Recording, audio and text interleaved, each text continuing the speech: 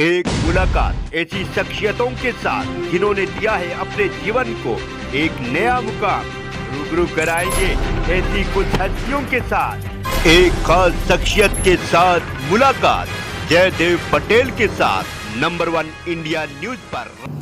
नमस्कार व्यूअर्स, मैं जयदेव पटेल, आप देख रहे हैं नंबर 1 इंडिया न्यूज। आपका एक बार फिर स्वागत है एक खास शख्स के साथ मुलाकात प्रोग्राम में। आज हमारे साथ खास मेहमान है सुप्रीम कोर्ट में चुनाव आयोग का प्रतिनिधित्व करने वाले वरिष्ठ वकील राकेश द्विवेदी। राकेश द्विवेदी जी, आपका बहुत बहुत स्वागत है आज हमारे प्रोग्राम में। नमस्कार राकेश जी, आपसे मेरा पहला सवाल है कि महाराष्ट्र का संकट जिस दिशा में जा रहा है, इसमें शिवसेना के मुख्यमंत्री महाराष्ट्र के कह रहे हैं कि जो विधायक पार्टी की बात नहीं मानेगा उस पर कार्रवाई की जाएगी, तो इसमें प्रोसेस क्या कहता है?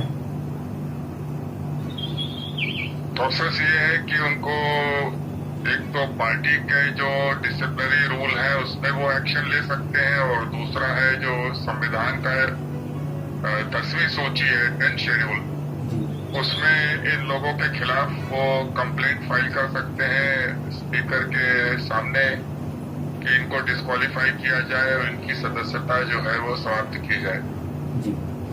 राकेश जी, मुख्यमंत्री ने रिकमेंड किया है कि अगर ये विधायक शामिल नहीं होते हैं विधायक दल की मीटिंग में, तो वो रिकमेंड करने वाले हैं स्पीकर को कि इनको अयोग्य घोषित कर दिया जाए। तो मुख्यमंत्री की भूमिका सिर्फ रिकमेंडेशन तक ही रहती है, इसके बाद का फैसला स्पीकर को ही लेना होता है। और दूसरा सवाल कि स्पीकर इस स्थिति में जब वो शहर के बाहर हैं और सारे लोगों को मालूम है दूसरे राज्य में, तो अगर डिस्क्वालीफाई कर दिया जाता है तो क्या कोई जुडिशियल रिव्यू कर सकता है इसका?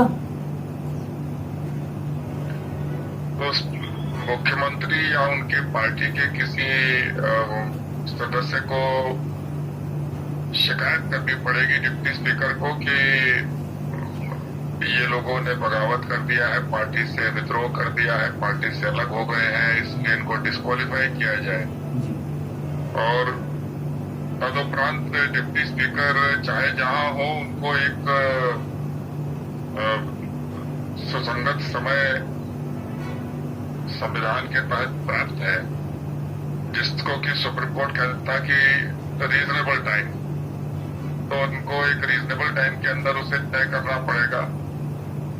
और अगर वो ऐसा नहीं करते हैं तो फिर हाईकोर्ट में जा सकती है शिवसेना, और हाईकोर्ट ये आदेश कर सकता है कि स्पीकर या डिप्टी स्पीकर जो भी हैं वो उसको शीघ्र अतिशीघ्र तय करें। राकेश जी, तो वैसी स्थिति में इनके पास क्या उपाय रहता है जो रिबेल विधायक हैं अपनी योग्यता को बचाने के लिए?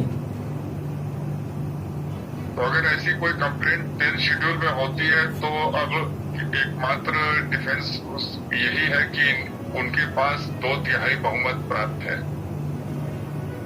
अगर जैसा कि मुझे ज्ञात है कि शायद 55 शिवसेना की शक्ति है विधानसभा में, तो करीब 38-39 चाहिए होंगे इनको विधायक। अगर इतने विधायक उनके पास हैं तो फिर वो ये डिफेंस ले सकते हैं अपनी रक्षा में कि हमारे पास 2/3 बहुमत है और हम ही असली शिवसेना है। राकेश जी, मौजूदा स्थिति में कैबिनेट ने जो प्रस्ताव दिए हैं या जो सिफारिश की है राज्यपाल को कि विधानसभा को बंद कर दिया जाए, तो क्या राज्यपाल सिफारिश मानने को बाध्य हैं इस मामले में, या इसका दूसरा कोई विकल्प या रास्ता है?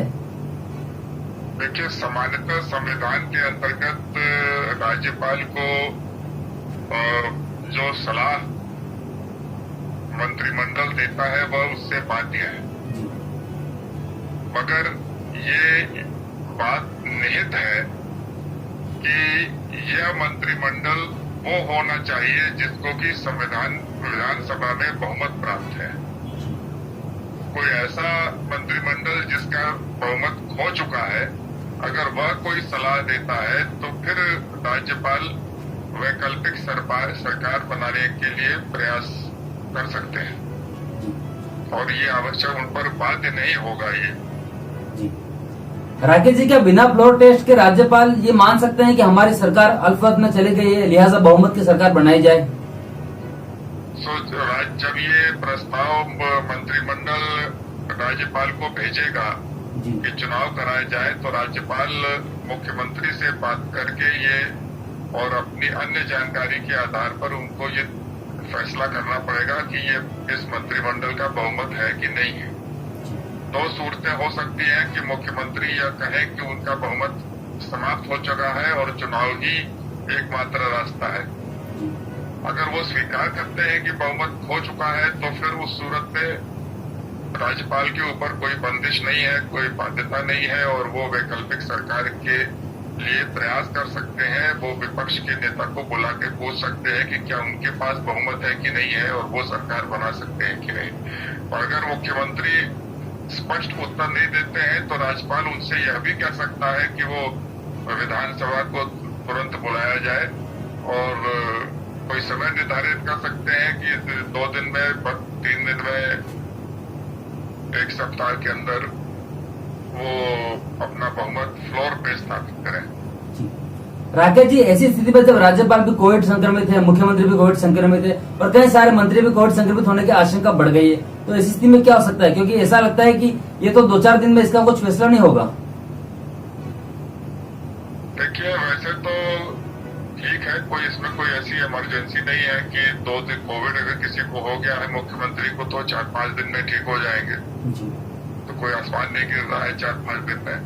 पर आजकल कोविड कोई इतना गंभीर बीमारी नहीं रह गई है, वो खांसी जुकाम बुखार की बीमारी है। और राज्यपाल और मुख्यमंत्री अगर प्रत्यक्ष रूप से आपस में बातचीत नहीं कर सकते हैं तो वो फोन के जरिए, जूम के जरिए, डिजिटल मीडिया के माध्यम से एक दूसरे से संपर्क स्थापित करके अपने निर्णय ले सकते हैं। जी राकेश जी, आपसे मेरा क्लोजिंग क्वेश्चन है कि आपने इस तरह की स्थितियां पिछले 30-40 सालों में देखी होंगी, तो इसमें कितनी उम्मीद लगती है कि रिबल्स आए या सरकार आए या कोई और पक्षकार आए और हाईकोर्ट या सुप्रीम कोर्ट में जाने के कितने आसार लगते हैं? क्योंकि एक मामला मध्य प्रदेश याचिका दायर भी किया सुप्रीम कोर्ट में। आजकल तो इस प्रकार के हर मामले अंततोगत्वा सर्वोच्च न्यायालय में पहुंच ही जाते हैं। जी। तो और सर्वोच्च न्यायालय देखेगी, मगर आखिरकार इसमें एक ही प्रश्न उठता है कि क्या इस सरकार के पास बहुमत है कि नहीं है। अगर बहुमत खो चुका है तो फिर न हाईकोर्ट कुछ कर सकता है, न सुप्रीम कोर्ट कर सकता है, कि क्योंकि कोई भी अदालत यह नहीं कहेगी कि राज्यपाल अल्पमत की सरकार को चलाए या अल्पमत की सरकार के फैसले को आंख मूंद कर मान ले और वैकल्पिक सरकार का कोई प्रयास ना करे। ऐसा कोई निर्देश सरकार अदालत नहीं देगी। राकेश जी, आपने नंबर 1 इंडियंस के लिए समय निकाला, उसके लिए बहुत बहुत धन्यवाद।